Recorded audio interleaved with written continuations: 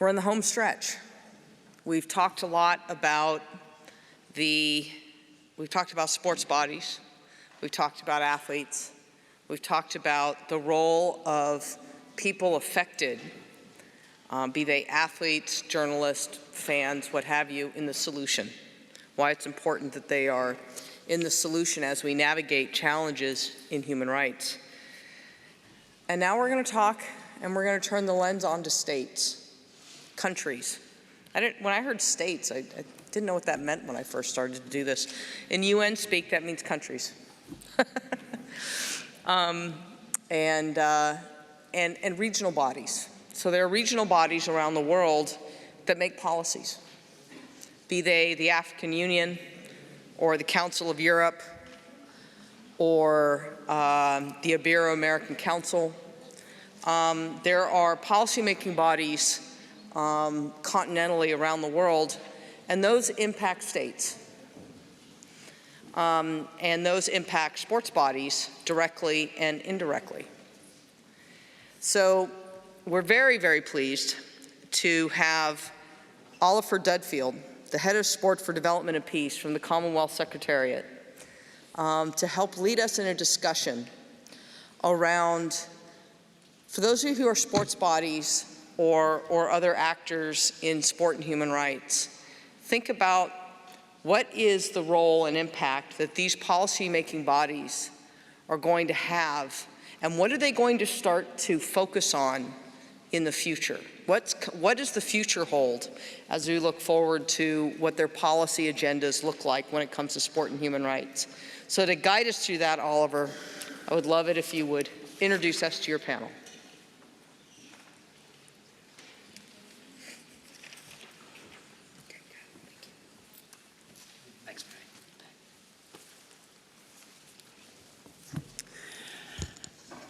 I might start by just asking the other panellists, please, to come and join me so I don't feel so lonely up here.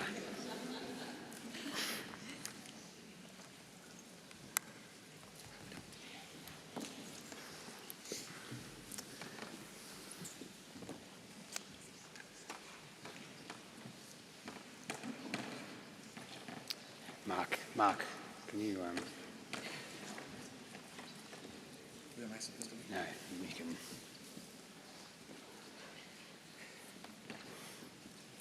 Just that's fine. Excellencies, commissioners, colleagues, I have some news. Some good news. Perhaps not breaking news, but good news nevertheless. If you're like me, as we get towards the end of the Sporting Chance Forum, a question usually starts percolating in my head. What do we do to turn the insights and, we go back 5 minutes, inspiration of the past 2 days into concrete action? How do we do it? I guess critically, who can assist? Who can help? And it's in responding to these questions that I have good news. A shared global blueprint for action exists. It's been adopted by all United Nations member states. It's been lauded as universally relevant, and it sets out the bold and transformative steps towards the world we want, which each country has agreed are urgently needed. The 17 in total. They relate to gender equality, decent work, reducing broader inequalities, climate action, promoting the rule of law, strengthening institutions, and increasing access to justice for all. That's not the only good news. There's more. More than 100 countries working alongside stakeholders from the sports sector have taken this global blueprint, assessed the components most relevant to sport, and developed a more granular plan of action for this sector, this community. And this plan is centred on a very simple premise: shifting the dial from intent to implementation, or from words to action. Now, some of you might be scrambling for the fact checkers to verify this good news, so let me assist. The global blueprint, which has explicitly amongst its mission, realising the human rights of all, is the 2030 Agenda for Sustainable Development and Global Sustainable Development Goals. The second sport-specific blueprint is the Kazan Action Plan, adopted by the 6th International Conference of Ministers and senior officials responsible for physical education and sport, and endorsed by the UNESCO General Conference. The Kazan Action Plan explicitly recognises that the fundamental human rights of everyone affected by or involved in the delivery of physical education, physical activity and sport must be protected, respected and fulfilled in accordance with the United Nations guiding principles on business and human rights, critically, in order to maximise the positive contribution of this sector to inclusive, sustainable development. Now, Excellencies, Commissioners, colleagues, it's worth at this point confessing this has probably been one of the simpler introductory statements I've had to write, because the majority of the content that I just put across was a direct quote either from Resolution 71 of the UN General Assembly, which adopted the SDGs, or from the Kazan Action Plan. So I can't take much credit for those remarks. The fact that the SDGs were the result of 2 years of intensive public consultation, which paid particular attention to the voices of the poorest and most vulnerable, and were inputted into by over 7 million people, probably means it's unlikely I would have been able to craft better statements myself. That last paragraph was another direct quote from Resolution 70.1 again. I also can't take credit for underscoring the critical relevance of the SDG agenda to protecting and respecting human rights. The International Coordinating Committee for National Institutions for the Promotion and Protection of Human Rights, among others, beat me to it. Through their Merida Declaration, the committee said, another direct quote, "The SDGs are firmly grounded in the Universal Declaration of Human Rights and international human rights treaties and instruments. The 17 Sustainable Development Goals directly or indirectly reflect human rights standards, will be relevant for rights holders everywhere, and that civil society has a major role to play in contributing to the realisation of the SDG agenda." End quote. Now, you're probably thinking, with all this direct quoting,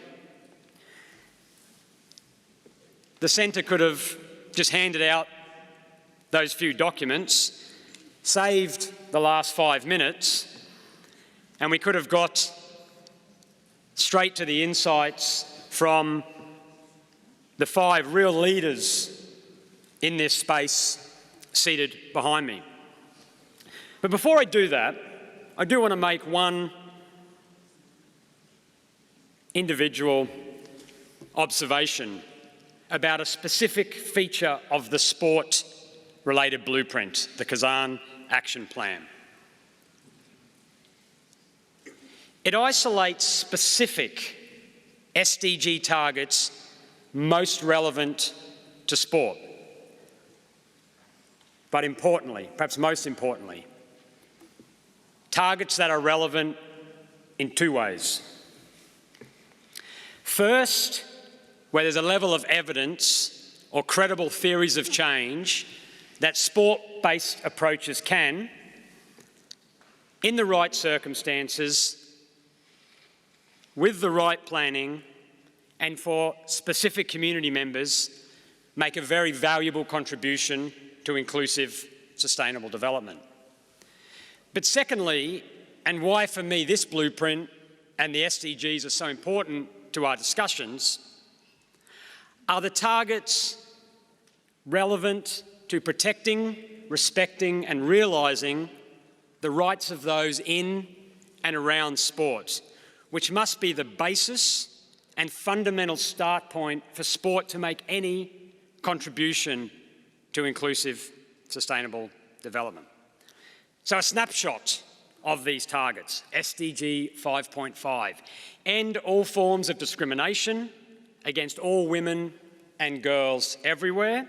And SDG target 5.C, to adopt and strengthen sound policies and enforceable legislation for the promotion of gender equality and the empowerment of all women and girls at all levels.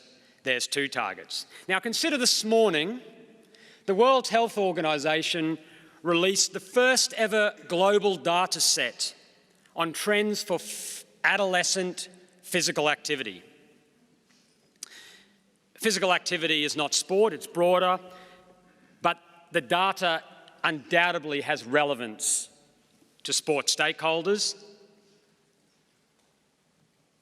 champions and defenders of sport, and human rights. The data showed that globally only 22% of adolescent boys are sufficiently active for health benefits. 22%.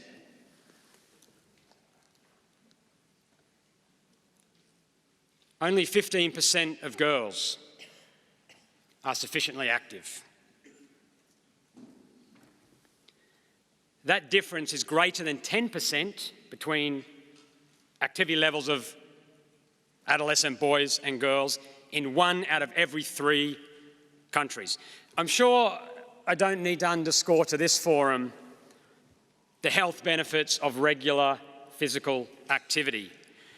But sadly, realising the right of adolescent girls to health-enhancing physical activity, of which sport is a part, is not equitable and has actually declined in 73% of countries between 2001 and 2016.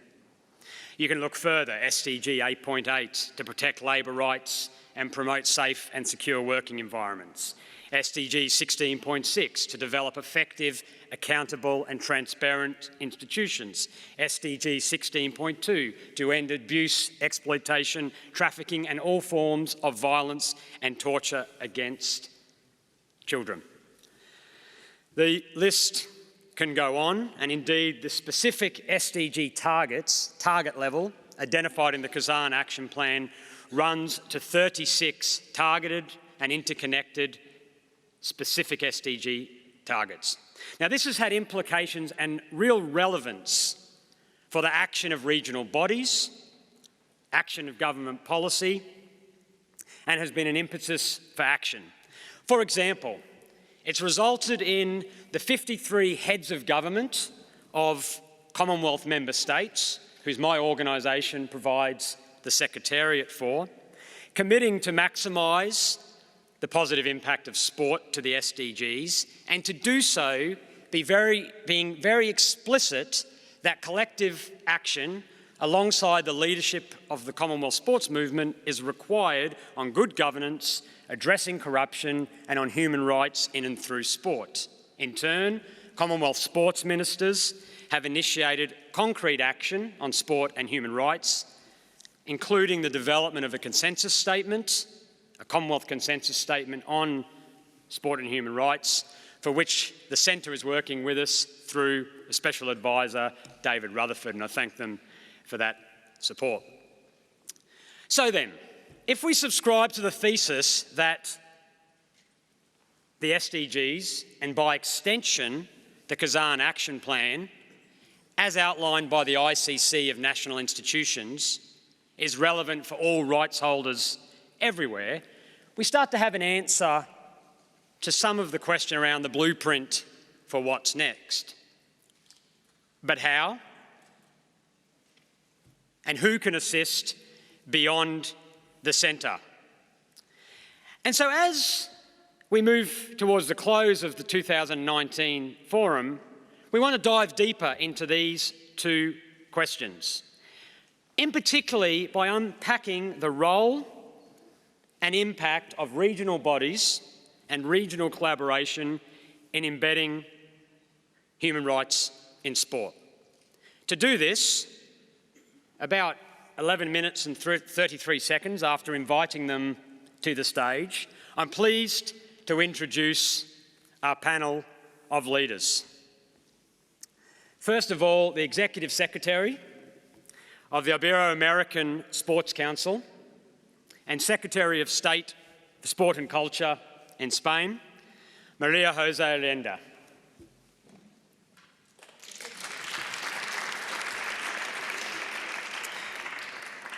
The Minister Councillor for Political and Legal Affairs, the Permanent Delegation of the African Union, Yaqdan El Habib. The Special Advisor to the Centre of Sport and Human Rights and former Africa Union Director of the Department of Social Affairs, Ambassador Olawale Mayigan. The Head of Children's Rights and the Sport Values Department at the Council of Europe, Elda Moreno. And the Director of the Caribbean Sport and Development Agency, Mark Mungle. Now, as protocol would suggest, I'd like to invite the Secretary of State to start us off by providing an overview of the cooperation and architecture on sport and human rights through the Ibero American Sports Council. Secretary of State. Thank you.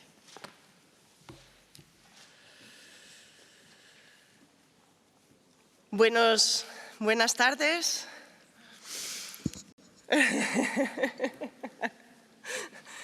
Os haré cambiar de idioma, lo siento. Thank you. It is an honour for me to be here with you today as the Executive Secretary of the Ibero American Sports Council, and as a representative of this, it's a pleasure to participate today. The various sporting representatives of the world must unite. We talk about things, we decide how to work together to ensure that sport can change the world and make us into a better society. Sport has the power to do that, there is no doubt. We can also exchange ideas, and this will lead to faster, more effective change. One of the ideas that I always try to raise is that when we bring diverse people together, results are multiplied. So thank you for organizing this forum and inviting us to reflect together. I want to recall one of Kofi Annan's phrases. Sport is a universal language which can bring people together regardless of origin, belief, or economic situation. And this means that sport plays a very important role in all societies. it comes down to one word, equality. Equality for all. In a more egalitarian society, we see more fairness, more tolerance, more respect, more humanity, a richer society, a better society. One way to achieve that is through sport. It is linked inexorably with human rights. The right to physical and mental health, the right to education, to develop human beings, the right to be part of cultural life, the right to leisure, the right of women to live on an equal footing, the rights of LGBTI persons, the rights of persons with disabilities to have the adaptations they need. Sport is a tool for social integration. It is a pillar of our society.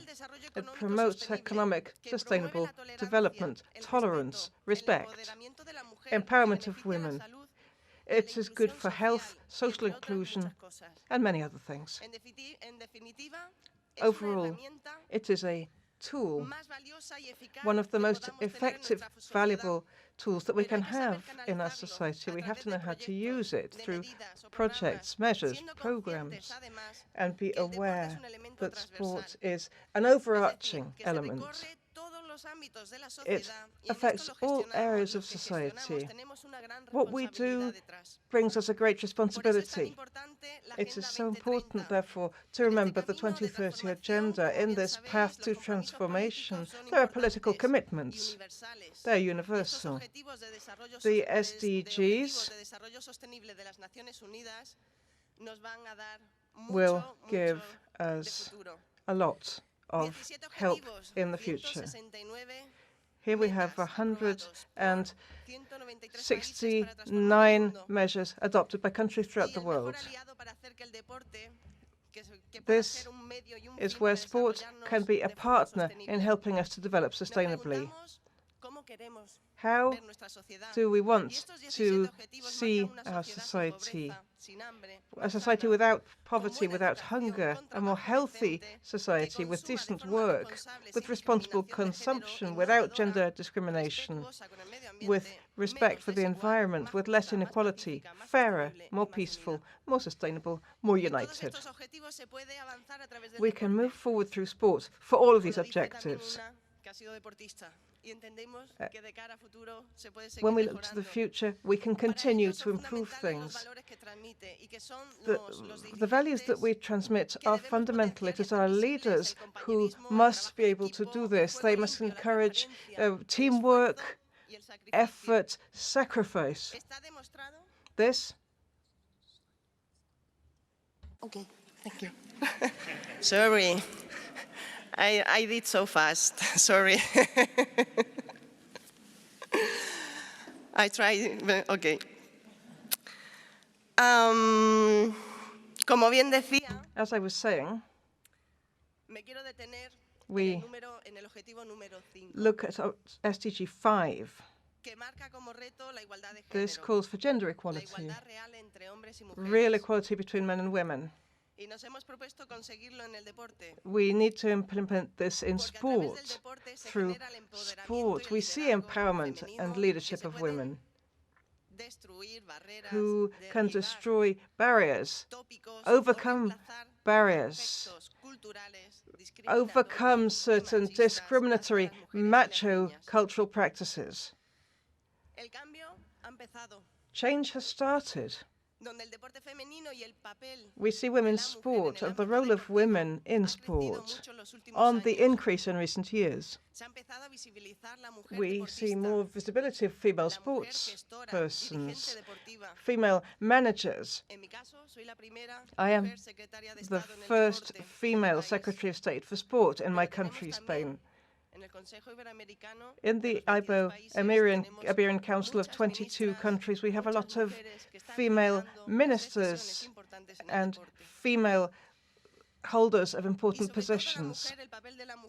The role of women has started to spread to other areas. Management of sport, building records. In the media, we see more women participating. Women are a subject of interest in sport. A lot remains to be done. We need to implement all of the mechanisms that we have at our disposition. As Executive Secretary of the Ibero American Sports Council, I know that we have one tool that we have been using for 7 years.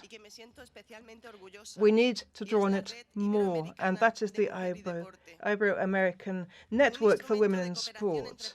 It is a tool for cooperation among Ibero American countries, an example of how through sport we can fight for human rights. We believe that this is essential because, amongst other things, the network facilitates awareness raising about gender issues, which is essential for doing away with stereotypes. It defines strategies, in particular for giving greater visibility to the role of women in sport.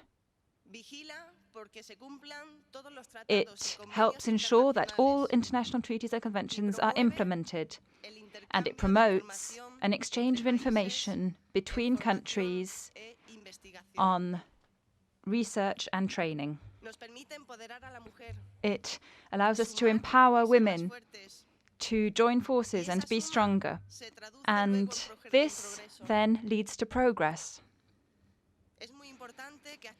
It is crucial that we activate this from within the Ibero American Sports Council, a body which comprises, as I said, 22 countries. We have formed partnerships with a common goal, and that is to achieve a fairer society and for everyone to be on an equal footing.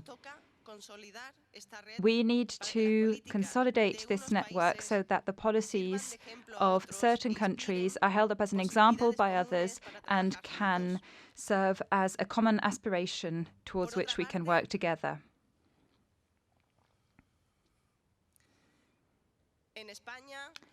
In Spain, and I'll talk a little bit about Spain,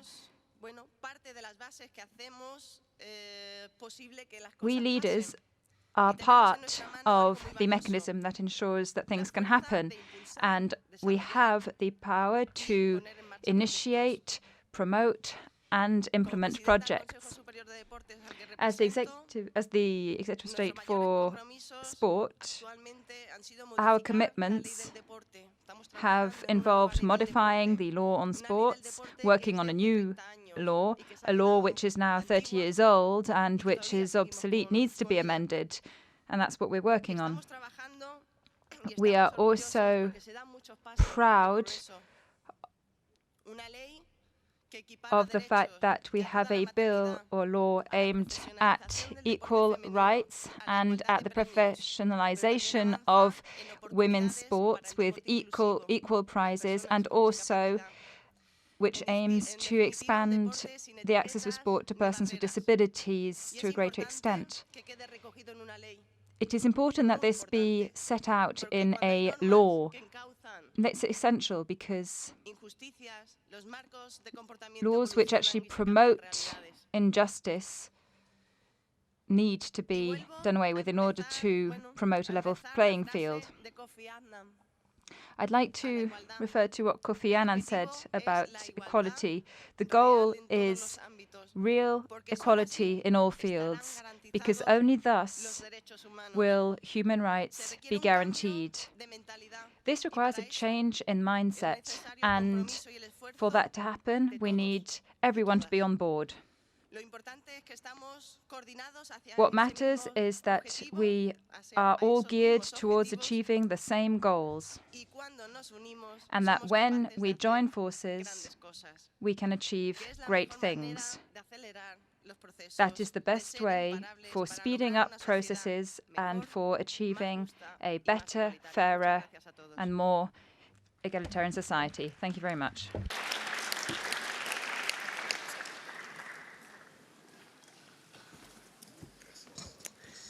Gracias, Secretary.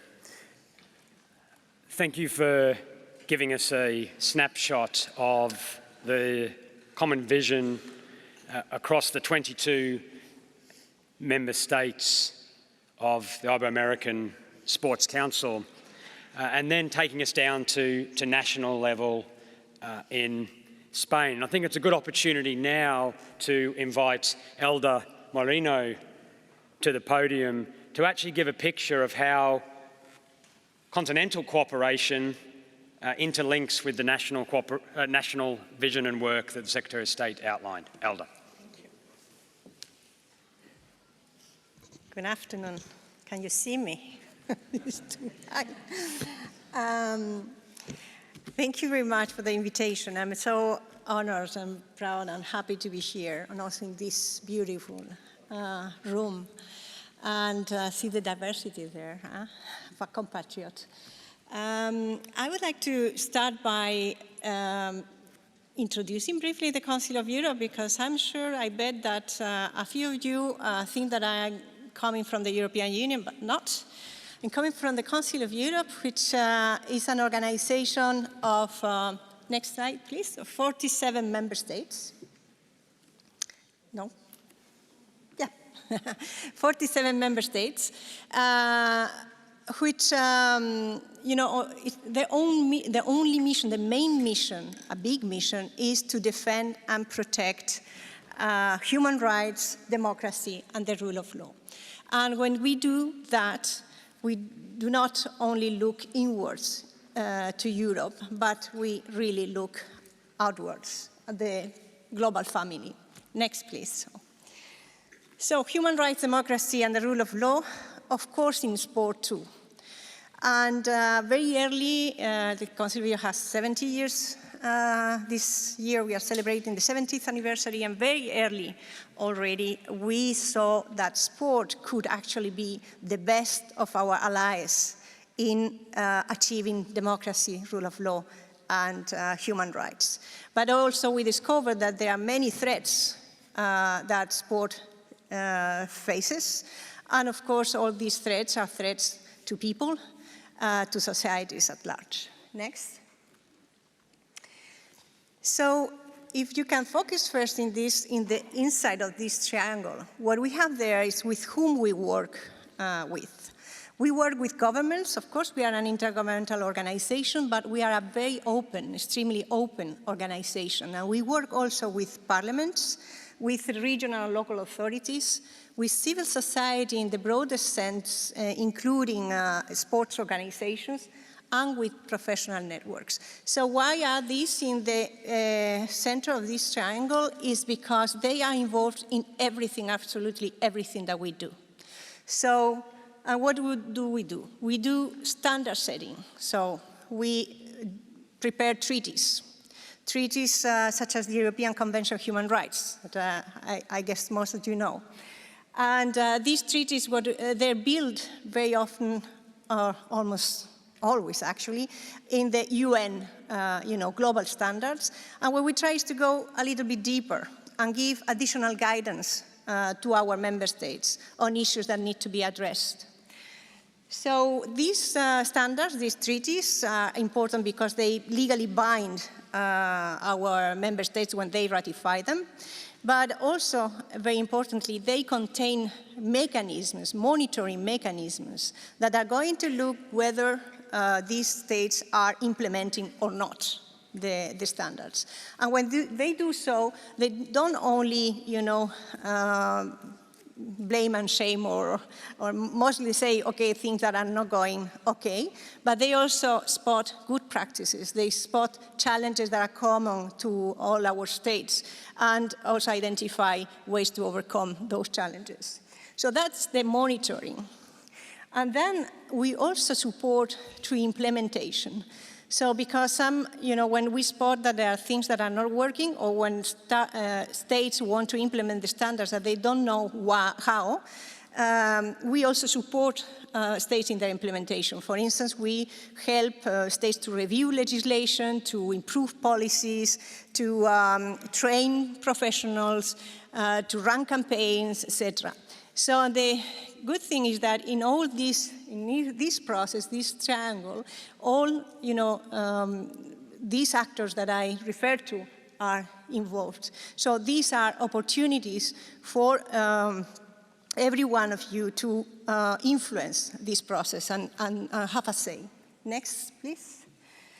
So I wanted to just refer to a few main treaties that are very relevant for our discussions here. Of course, the European Convention on Human Rights. First, there are a block of human rights treaties, which are very relevant for sport.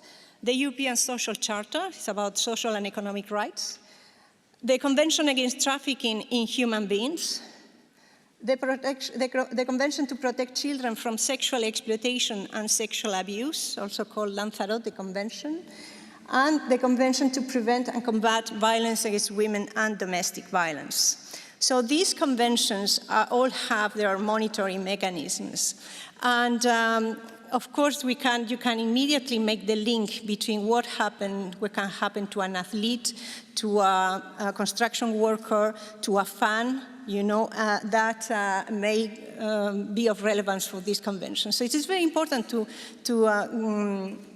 get to know the conventions, because also they, in particular the three last conventions, they belong to what I refer as the third generation of treaties, where you have the prevention, the protection, and the prosecution, the fight against impunity, together with an integrated approach to fighting, for instance, violence against people.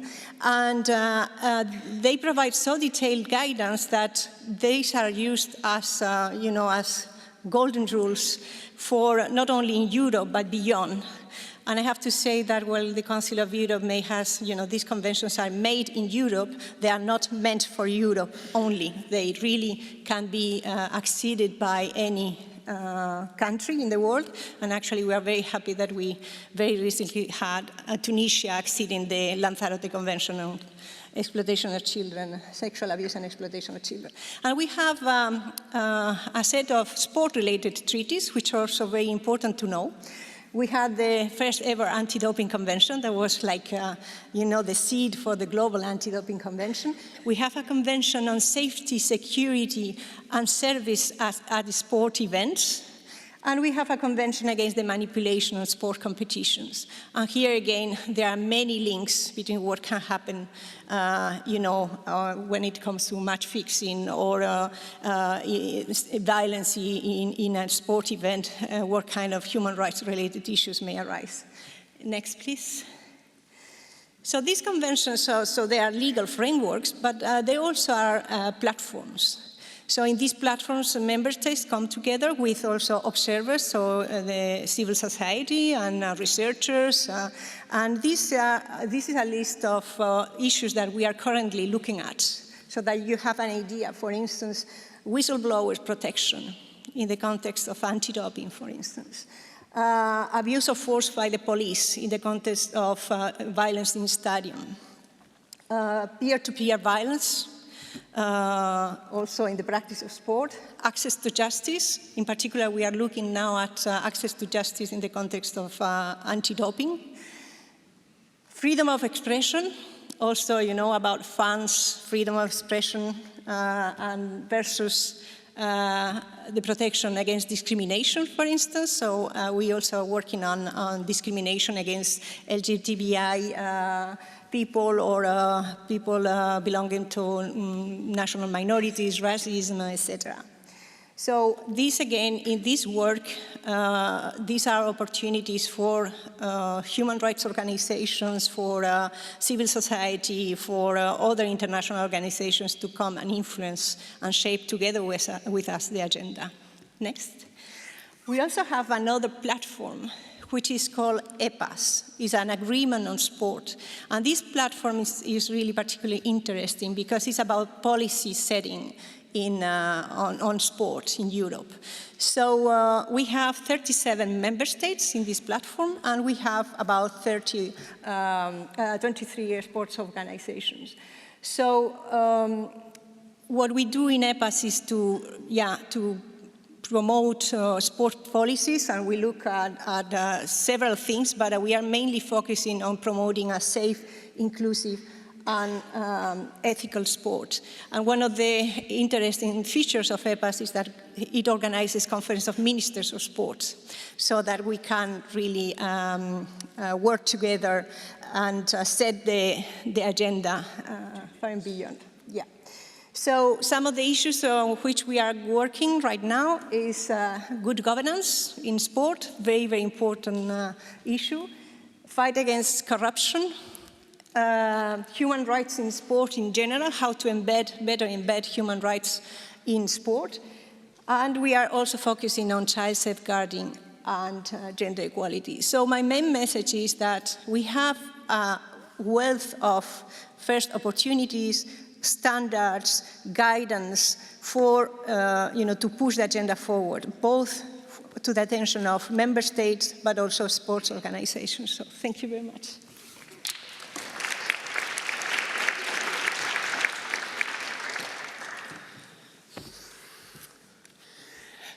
So on our tour this afternoon, we've gone from a regional organisation that spans 2 continents, went down to national level, then moved back up to continental level. And I'd like to stay at that level and invite the Minister Councillor to give us a snapshot of the architecture on the African continent relevant to sport and human rights.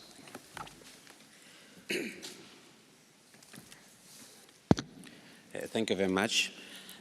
Good afternoon, everybody. I would like to first start by conveying the apologies of my ambassador, Ambassador Ajay Kumar Brandio, who couldn't be with us today for compelling professional reasons. I will start my intervention by a little introduction to reaffirm once again that the African Union is all about development. It is from this perspective of development that we would approach sport or any other field.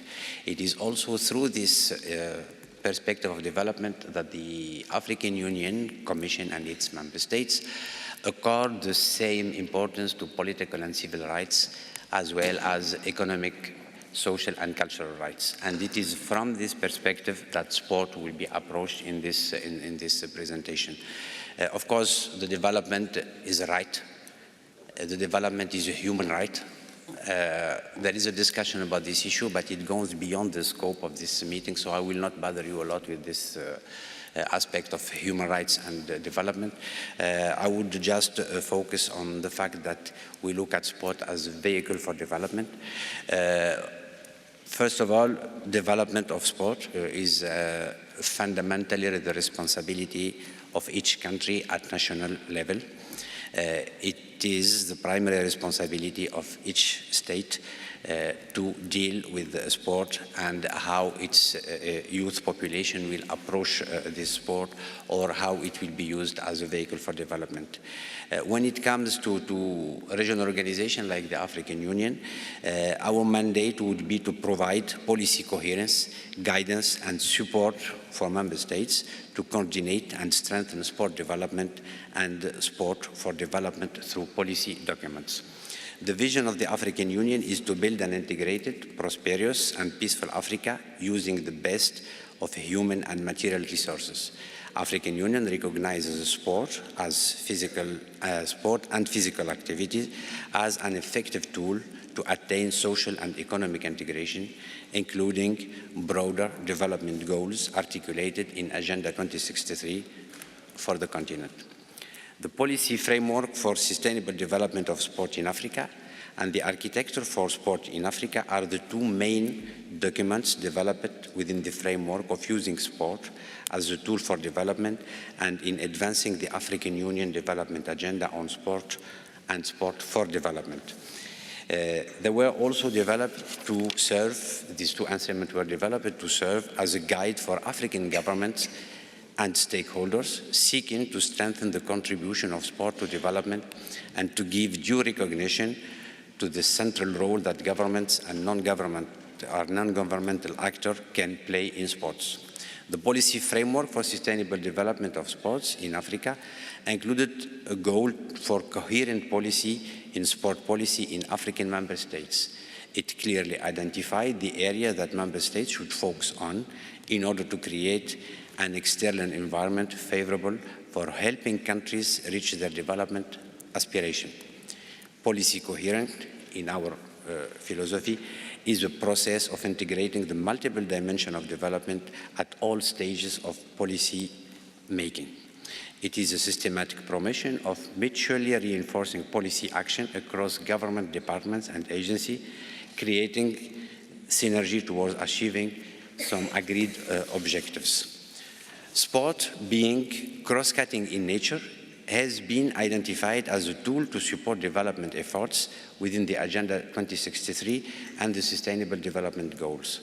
The contribution of sport to the social and economic development is where the role of regional intergovernmental organization comes in particular to provide technical assistance to member countries to develop national policies and strategies to maximize the contribution of sport to national development objectives. Sport being an important enabler for sustainable development within the framework of the Sustainable Development Goals, it is critical that there should be policy coherence around sport. Sport contributes to 6 goals. Many of them are in the aspiration of the African Union Agenda 2063, and they are also enshrined in goals in the SDGs. Sport can contribute significantly to international, national, and local efforts to give children, youth, and even adults a healthy lifestyle. Sports is used worldwide to advance child and youth development and education.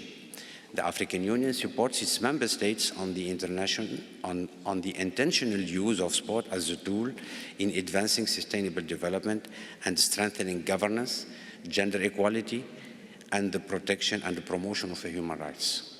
The African Union plays a key coordination role in sports policy development with other international, intergovernmental organizations and sporting stakeholders, sports organizations, and non-governmental groups and civil society. The African Union works closely with the government and other stakeholders to ensure technical assistance is tailored to suit the country, their local environment, and also reflects government priority and aspiration. Basically, these are the 2 main documents that the African Union is using to promote sport. However, few challenges remains, and they are important challenges.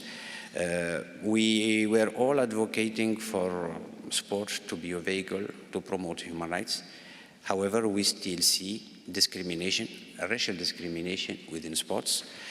Many of our member states were raising problems on how young sportsmen and sportswomen are brought to several parts of the world where their fundamental human rights are not respected. They are taken into custody and they are not paid correctly, or they are detained in very difficult situations.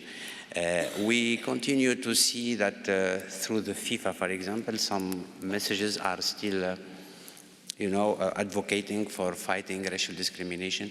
But as sport is, in our opinion, a vehicle to fight racial discrimination and to promote human rights, it is also, and this is the real challenge, it remains also a ground where racial discrimination and discrimination per se is still existing, and which would need our collective efforts to go the extra mile and identify the best ways to make really sport and environment free of all human rights violations. Thank you very much.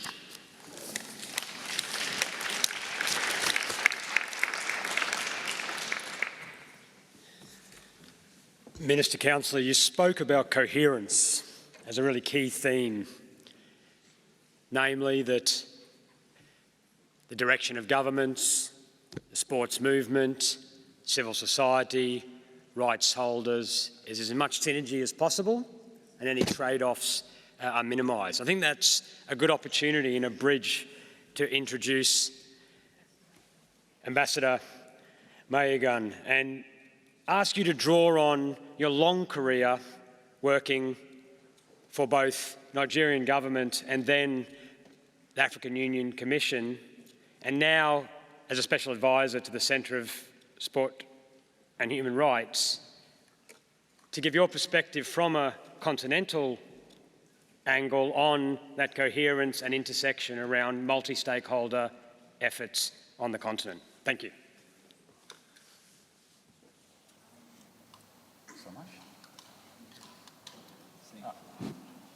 Thank you very much, Holly. If you permit, I just want to be as informal as possible. I'm just going to quickly build on what my colleague, the Minister Chancellor from the AU mission, had said, and perhaps provide some historical context based on Holly's directive. Let's look at the intersection of human rights and sports in Africa. I'm going to take you back some few decades into history. There has always been a connection between human rights and sports in Africa. Go back to the 60s, when South Africa and the policy of apartheid. He emphasized, discrimination. I mean, my colleague. Then you will see that from historical perspectives, there has been that intersection between sports and human rights in Africa. And Holly, you're from the Commonwealth, you will remember the Gleneagles Agreement and what followed with the Africa, Caribbean, and Asian countries' boycott of the Edinburgh Commonwealth Games. So, human rights, sports, have been, intersected. There is that intersection in Africa. But I won't say that with the transmission or transformation of OAU to African Union, yes, we've developed new policy and architecture and which he has explained. But from the human rights perspective, you also, as you have a sports architecture, you have a continental, and if I might say, the African Union's human rights system is very advanced compared to other regions, perhaps not to Europe, Heather. But I must say that among the developing world, the Africa's human rights system, it's quite advanced. It's built on 3 pillars. The African Commission on Human and People's Rights, the African Committee of Experts on the Rights and Welfare of the Child, and the African Court of Human and People's Rights based in Arusha. These are the 3 pillars of the human rights architecture. And each of these, particularly the first 2, have robust legal systems, though some of them may not be addressing sports directly, but you have the core aspects of them, and there are quite extensive references that could be expanded to sports. But and then they have supplementary protocols. So you have the protocol, the Maputo Protocol on the rights of women. It's quite an advanced human rights for the protection of women. I've mentioned the one for the child. But you also have the supplementary protocol for persons with disability. It's compared very well with the global one, the CPRD. And above all, you have the African Youth Charter that has extensive provisions on sports, literature, and culture. I don't want to bore you with, perhaps when we go into question and answers time. As my colleague also said earlier, there are, apart from those legal instruments, to ensure policy coherence, you have other policy instruments. So you have legal instruments, but you also have policy instruments. He has mentioned extensively the sports policy framework, which is being reviewed, by the way, right now. But in 2008, the ones drafted, the opening was clear about human rights and about sports for all. And indeed, all the social policies are right-based. So, but apart from that, you also have the gender policy, and you have Agenda 63. All this, we should bear in mind, preceded the SDGs. So Africa is usually 1-2 steps ahead when it comes to the vision.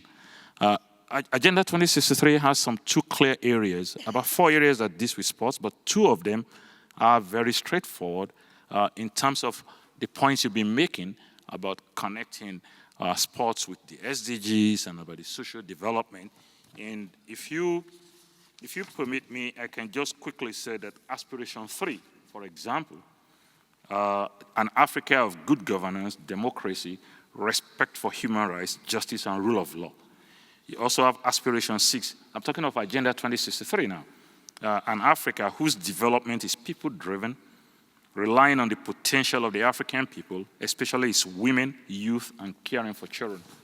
So these are directly, as you've clearly expanded it. Now, Africa, I just want to round up. Africa is not different from the rest of the world in that why the world of sports and the world of human rights, they do not yet know each other. And it's unfortunate in the case of Africa, when you go back to the history that I've just said, that the 2 were running, hand in hand in the 60s and 70s and in the 80s, and even till the end of apartheid. But unfortunately, as of now, the world of human rights do not know each other. This is particularly true in Africa. Each of these 2 worlds have their own infrastructure across the continent, and I've just mentioned them. My colleague mentioned the sports architecture. The human rights, has its own architecture. But there is tremendous opportunity for them to work together. And these are the areas we should be looking to. How do we make those 2 architectures or institutions to work hand in hand for the betterment of sports and working with sports association? I'm going to stop there for now.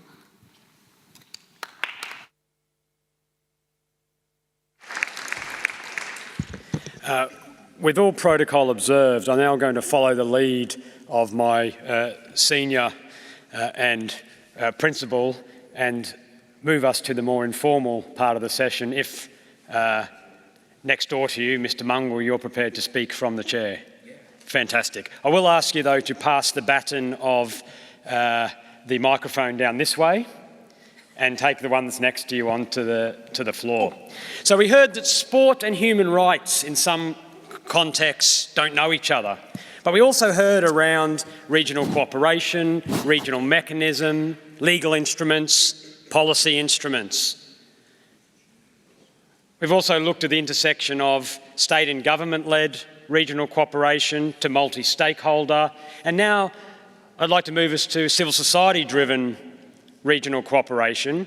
But what meaning do those regional mechanisms, policy instruments, legal instruments, when they're applied on the ground and through civil society-driven action? Mark, can you give us a sense of that from the Caribbean region? Thank you. Thank you. Are we there? Thank you, Ollie. So I think a strong reminder, okay, so that I'm representing a very small non-governmental organization. So unlike my other colleagues on the panel here who are all representing high-powered intergovernmental agencies, and because I'm in the non-government sector, the NGO sector, there are pros and cons. So on the one hand, we have a lot of autonomy and flexibility, so we can expedite things that governments may take more time to do. That's on the pro side. On the other side, we have no jurisdiction. We have no jurisdiction in the government sector. We have no jurisdiction in the sports sector. And in fact, sometimes that's real. It's real. And our government colleagues and our sport colleagues often let us know that we have no authority or jurisdiction in those spaces. And so for us to be able to function in the context of all of those declarations and treaties and constitutions and the work of the UN and the Kazan Action Plan and so on, we have to maneuver between and among those. And usually it requires that we build relationships with key individuals and organizations so that we can operate functionally in that space, but with the understanding and the recognition and the respect that we know who we are. We're like the homeless agency in this context. But we do have a relationship with and we've had a long-standing relationship with the two key intergovernmental agencies in the Caribbean. That's CARICOM. So CARICOM is made up of, I think, 20 of the member states, primarily the English-speaking territories, 14 of them, and then Haiti, and then 5 of the British overseas territories. So they're the main umbrella interregional organization, functioning like an African Union of sorts, and doing some of the same type of work in the context of trickle-down treaties and declarations and all of that. Those are things that are way above my pay grade. And then we have the Organization of Eastern Caribbean States, and they are a smaller grouping of some of the same territories, 10 or 12 of them, depending on how you look at it. I think includes all of the French and British overseas territories, but not some of the major, well, not Jamaica, not Trinidad, not Guyana, Suriname, Haiti, and one other, I think. So we have, and I find this unusual and honestly, but don't let them know that I said this, unnecessary. This is it's already a small region with such limited resources, and we have two intergovernmental agencies doing pretty much the same things. And so a lot of parallel things happening there. And imagine one country who's part of both having to go to double meetings and et cetera, and have to have representation of those. So if I had to make a recommendation to them, it would be to work collaboratively, and let's avoid the parallel use of resources in particular, especially when a lot of the mandate remains the same. So just to say that, of course, all of the Caribbean territories, whether they're CARICOM members or OECS members, they are all as well members of United Nations, and they, to a large extent, are good countries, and so they sign off on all of the treaties and declarations and so on that Ollie plagiarized in his opening speech. And so that exists, and of course, as with the other intergovernmental agencies at the regional level, they also create treaties and declarations that are more country-specific or region-specific, and then that trickles down to the national level. In the context of our conversation here, I think there's one key framework that I think is of relevance, and this is the CARICOM Child Rights Framework. This was a direct action from the UN 2002 action for the World Fit for Children. So it's a direct influence of that work. And essentially, coming out of that, CARICOM would have convened on a regular basis for more than a decade key stakeholders that would have included representatives at the regional level from WHO, from the Pan American Health Organization, from ILO, from government agencies, from the health sector, from the child protection sector, UNICEF, and children's authorities. In fact, during the time that I was involved in that work, we had only had one member state with a children's authority, and that was Jamaica. They were the ones leading that effort. So this is relatively recent. Since then, as far as I'm aware, only one other territory, that's Trinidad, has also established a children's authority. Just to give you a snapshot of the reality of the Caribbean context as well. So all of the other territories essentially have, the other states essentially have within broad ministries, umbrella ministries that include usually social welfare or something like that, desk and office, usually 1 or 2 staff with responsibility for child protection, and their response is usually reactive to an issue in a school or community where somebody goes to visit. So there's no focus on capacity building. There's limited response and addressing case studies and so on. Okay, and so coming out of that framework, one key outcome I think is the establishment of a Caribbean Children's or Child Rights Observatory. Based at UE, situated at UWI, the university, and they have taken responsibility from research. On the sports-specific side, and a lot of this driven by the work that we do, the CSDA as an NGO, for the better part of 10 years, we've been able to collaborate with CARICOM to convene annual meetings of directors of sport. Those meetings brought together those directors every year, sometimes twice a year, to do updates on what we were doing, to look at progress on the work that we were doing and challenges, and to agree on actions and priorities. And to close, for the entire decade from 2010 to 2014, the 4 key priority areas for safeguarding remain the same. Research to fill the gaps in data around safeguarding and protection of children in sport. Policy development, supporting policy at a national level, but also organizational level. And 2 others, and I have them here. Capacity building, so strengthening the capacity of those who are working with children and young people in sport. And the last one, the development of a regional system, a key part of that being a registry of coaches and organizations who meet the basic benchmarks to work with children and young people in sport.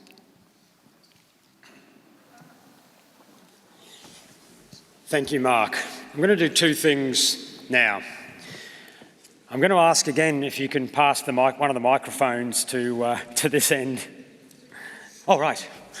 Well, I won't do that. What I do want to do is move us from looking at what's happening at a regional level, what the instruments are, what the resources are, what the action is, and then how can that support both national governments, sport movement, other stakeholders to protect and respect human rights within sport. I'm going to do that by opening the floor to questions. Now, we've had perspectives from an Ibero American perspective, European perspective, African perspective, and Caribbean perspective. So I want to go now to an Asian perspective to ask the first sort of question or first intervention on how can this support stakeholders and actors in this field. So, Saif Ullah Khan from New Delhi, the floor is yours. Thank you, Mr. Oliver. Good afternoon, comrades. My name is Saif Ullah Khan. I'm from... Is it working now? Yes, okay. Okay, again, good afternoon, comrades. My name is Saif Ullah Khan. I'm from the capital, New Delhi, India.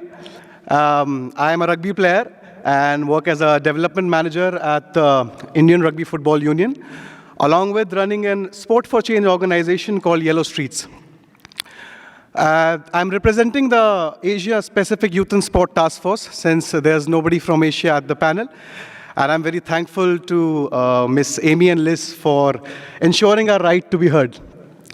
So, Asia, as we know, is a home to the largest and fastest growing youth population. And many organizations, like the Youth and Sport Task Force at the macro level, and our task force members in their own communities in the micro level, are ensuring and fostering leadership, safeguarding and promoting human rights and active citizenship. It is interesting to see that the youth participation is moderately increasing at the regional and global platforms. Now my question, when it comes to the regional bodies, the policy making and governance, the contribution is limited, our contribution as a youth is limited in advisory capacity rather than being key to larger leadership or decision-making ability. We as youth and sport entrepreneurs are ready, willing, and able to make change. But do we have the right? Is it about Youth Development Task Force or Youth for Development? Thank you.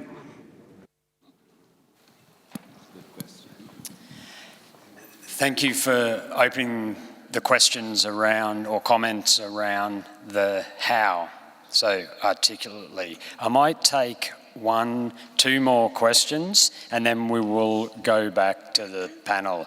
And just a reminder to please introductions before your intervention. Yes, please. Okay, thank you. My name is Martin Kainz. I'm from the Vienna Institute for International Dialogue and Cooperation, and I want to share an example from Austria with you. So over the last year, I've been working on human rights guidelines for international sport events, big ones or small ones, taking place in Austria. This was commissioned by the Austrian Ministry of Sports and directed at sporting bodies, national sporting bodies who are hosting those events. And this process happened because of things going on at level from at Council of Europe level, but also European Commission's level, expert group on good governance in sport. But most importantly, I was in this part of this process because of pressure from NGOs in Austria. And while in this process, while developing those guidelines, while including various stakeholders, sports bodies, the ministry, NGOs, national institutions, the biggest challenge has been to break down all those policies and guidelines to the national level, as you can imagine. So the main takeaway for me from this process has been that there's a sincere need for operationalizing human rights, for setting indicators, for setting benchmarks, for making them tangible for sporting bodies. Because as we heard today and yesterday, sporting bodies are aware of the issues. Many of them, they don't have the capacity, they need financial support from the government, and they need what human rights is, because many things are already going on in terms of disability, inclusion, but in many times people don't know that this is human rights. Thank you. Yes, please.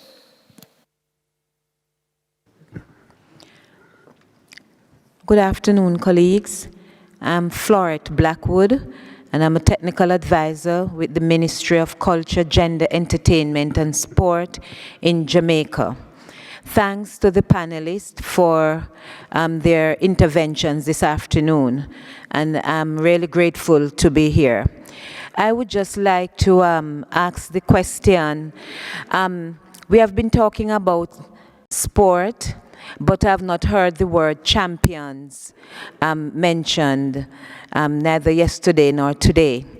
And I believe that, in fact, while we have, in many cases, as the previous speaker just said, that there are policies and framework and institutions and systems, in many cases, in place at different levels, how do we see the opportunity to strategize and to identify champions at all levels, individual, community, national, regional, and international? And how can we move towards that? Historically, and even the interview that we saw previously, it meant that you had to have those who decided to champion a cause. And in order for us to go forward, the champion may be an organization, it may be individuals, it could be someone from the private sector, the big companies that finance, that sponsor sporting various events and various other sporting equipment. So what do we feel about the possibility of strategizing and working and identifying champions at all levels? Thank you. So I think we have a clear theme on the questions. How do we operationalise these macro helicopter policies and structures through championing them to grassroots level and to ensure that they help realise the rights? Given the last question was about champions, and Secretary of State, you're a 6-time World Cup winner in Giant Slalom, I might start with you, but take the focus away from champions, if you like, on the slopes, to actually who have been the champions through the Ibero American framework to drive greater action on sport and human rights, and how have those champions been enabled? Bueno, sí es verdad que pasar de ser referente campeón a unirte a la gestión deportiva, pues a mí ha sido lo más importante. Nunca pensé que iba a ser secretaria de Estado para el deporte, por ejemplo.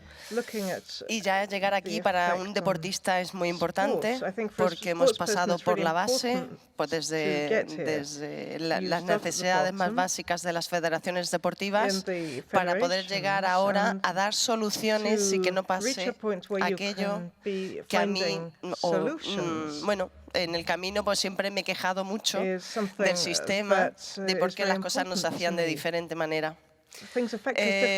Ahora estoy en la oportunidad de poder cambiar cosas y es un orgullo para mí también hacerlo conjuntamente con el Consejo Iberoamericano. Estamos trabajando, como antes os decía, con programas específicos con la ESIG, la Agencia de Cooperación Internacional, y que para nosotros es muy importante la formación. La formación es esencial. Tienen que tener los deportistas una carrera dual, que les ayudemos a hacerse visibles en nuestra sociedad. Son referentes de nuestra sociedad y para nosotros es importante que ese ejemplo lo conozcan los más jóvenes, los más pequeños. Es importante toda esa formación de los más pequeños, porque ahí es la base para que en el futuro tengamos grandes campeones. Es nuestra base. Con el Consejo Iberoamericano hemos estado trabajando con temas de igualdad de género, pero también, y se lo digo también a nuestro colega que estaba antes hablando, con el tema de la protección y abusos a niños, niñas y adolescentes. Tenemos un programa específico iberoamericano súper interesante que te recomiendo cuando quieras que lo compartamos porque te va a interesar de cara a futuro y yo creo que puede ser una gran oportunidad también. Es importantísimo los grandes referentes, tener esos deportistas que hoy nos están ganando medallas, que bajen a los más chiquitines y les expliquen qué les aporta el deporte, porque sabemos que van a crecer en valores, esos valores que les van a ayudar a crecer, esos valores que los van a hacer mejores y sobre todo son casi siempre valores positivos para nuestra sociedad. Muchas gracias.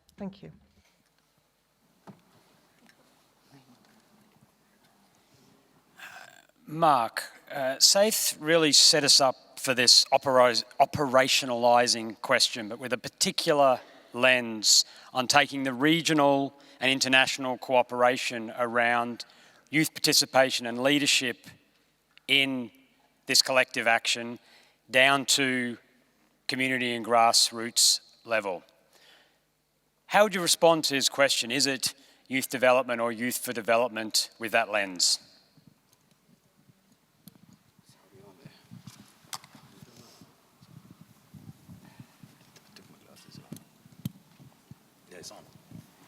Yeah, thanks for the question. I think as I shared in a short session we had during the lunch break that I do agree that it's valuable, it's meaningful for us to engage young people as we have been doing during this forum, both in the context of them asking questions and comments, but also listening to Aaron share his own story. And I think that's really powerful. And it's important that we continue to do that. But as I shared during the luncheon working meeting, I think we're not maximizing on the real potential of the young people if we stop at that level. And I think in response to the question, I think the action should be investing in a very structured way in the leadership capacity of young people. So building their capacity, enhancing their capacity to take on leadership roles, to drive this agenda on our behalf, and doing that in a structured way through whether it's the establishment of like CYSDP or similar structures, national youth sport leadership councils, where they're not just a voice, they're not just listening or sharing, they're actually leading. And so I think that would be my response. I support the idea that we're not maximizing on the potential of the young people to take this to another level. And I think it demands that we invest in that and invest in their leadership capacity and engage them not just as beneficiaries of the work that we're doing, but as leaders working alongside us. I'll also ask our two regional organisations to respond to that question, and then lead into the question around how do we, and what's been most effective in operationalising the regional policy frameworks and instruments. So Elda, if I could ask you to respond to both those questions. Thank you very much. Well, we have in the Council of Europe a very innovative approach to work on youth policies because, many years ago, the decision was taken that, we cannot speak about youth without youth. And what we did is to set up a system where there is a co-management of youth organizations and governments. So we have actually multiplied the number of committees that we have in the Council of Europe. We have on one side the governments discussing, and on the other side we have the youth movement, the youth organizations, and then they come together and they really take decisions together. It can be challenging, but it works, and of course the decisions are much better.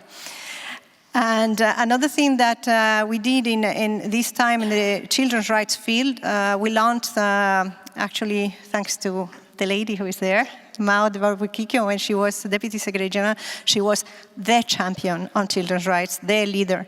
So this is one of the, we also need those people in international organizations, in regional organizations. And so we launched a program called Building a Europe for and with Children. And this with children, we were far from imagining how difficult it would be. But we have been practicing child participation in the Council of Europe when we developed standards, when we also monitor the implementation of standards, and when we develop guidance for countries. And we have also developed guidance on how to implement and how to activate child participation. Coming to how we go from here to really there. So what our approach is to try, obviously when we work on standard setting, we work with grassroots. We come with civil society that influences, that actually informs what we are going to develop. Then what we do afterwards is when in the after-sales service, after we have a treaty, after we have guidance, we also try to see how can we help the national level or the local level to implement those standards. What we do, for instance, we do through for instance, we recently developed a toolkit on gender equality to make sure that sports organizations on at the grassroots can implement gender equality and achieve gender equality. And so what we do is that to develop a set of very specific guidance, very simple, but at the same time we give the possibility to contextualize. So to add, what is the legislation in my country? What are the resources available in my country? So that it becomes really something that they can work out with and not something very abstract. Thank you.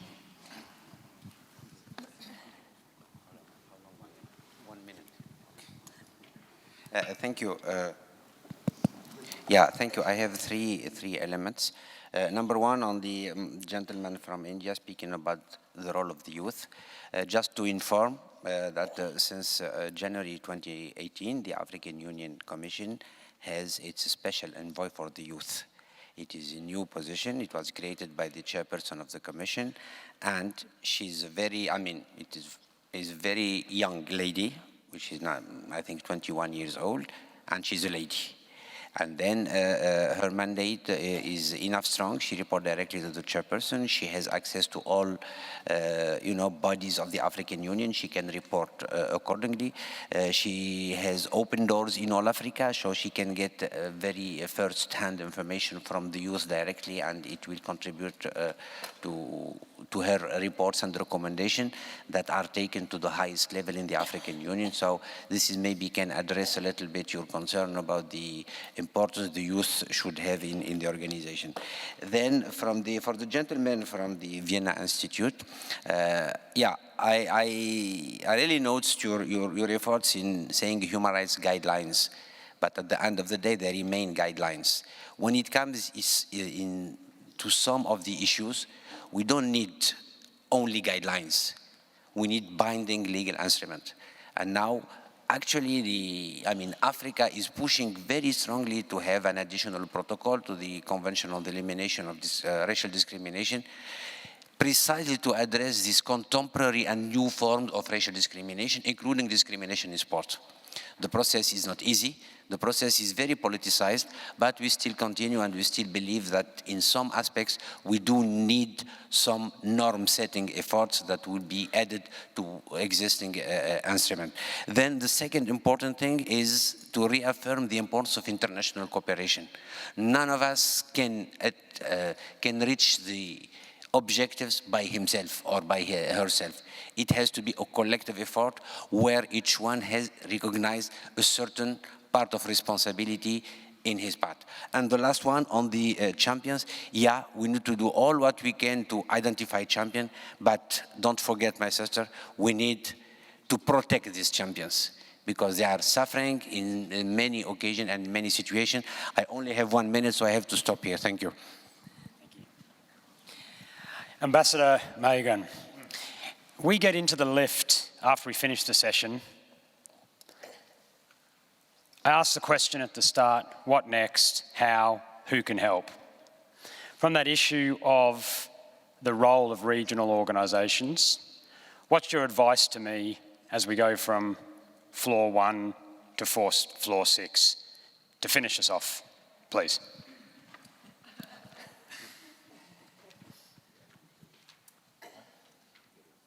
Well, Ollie, you're putting me in a very tight situation here. I know you're also part of those developing that of the Commonwealth, the consensus statement. But I'm going to talk from the regional perspectives. I just said that you have the world of sports and the world of human rights, and they, yeah, sure, super grab. How do we bring them together? There you have the role for this center here going forward. We need to engage the already existing robust system in Africa. You need to engage the African Committee on the Rights and on the right and welfare of the child. It's a very powerful committee of experts that operates quietly, but has been making significant impacts on children. I invite you all to go to the website to see the recent, one of the key landmark decisions of that committee on slavery in Mauritania.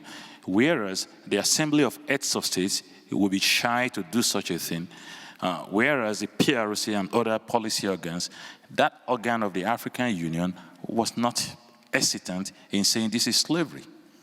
And it came from just communication from a civil society organization, because you do not have to have exhausted the national remedies. You can send communication directly to them. So we have an opportunity in improving the rights of the child in the context of sport. Is one place you can engage. You can engage the African Commission on Human and People's Rights so that they can ask member states to report more on sports. So that will be your second, part of your first level.